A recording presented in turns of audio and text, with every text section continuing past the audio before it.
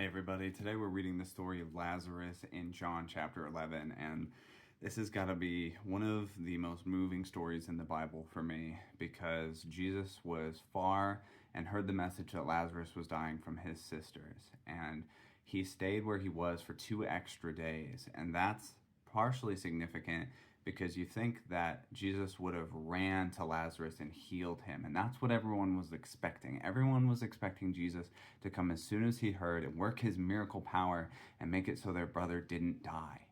And they were really surprised when he delayed 2 extra days.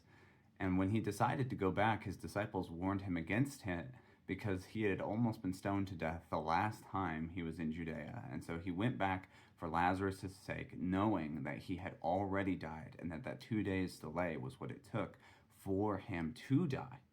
And so when he got there, they were so disappointed, and Mary and Martha both said to him, "Lord, had you only been here, Lazarus would have lived." And he said to them that it was for the glory of God that this was being allowed. And he asked if they truly believed in him. And then he did this. Verse 38, "Then Jesus, deeply moved again, came to the tomb. It was a cave, and a stone lay against it. Jesus said, 'Take away the stone.' Martha, the sister of the dead man, said to him, 'Lord, by this time there is an odor, for he has been dead 4 days.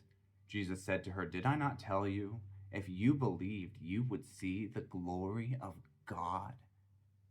So they took away the stone, and Jesus lifted up his eyes and said, 'Father, I thank you that you have heard me. I know that you always hear me, but I said this on account of the people standing around, that they may believe that you sent me.'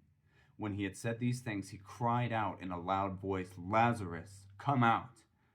The man who had died came out, his hands and feet bound with linen strips, and his face wrapped with a cloth. And Jesus said to them, 'Unbind and let him go.'"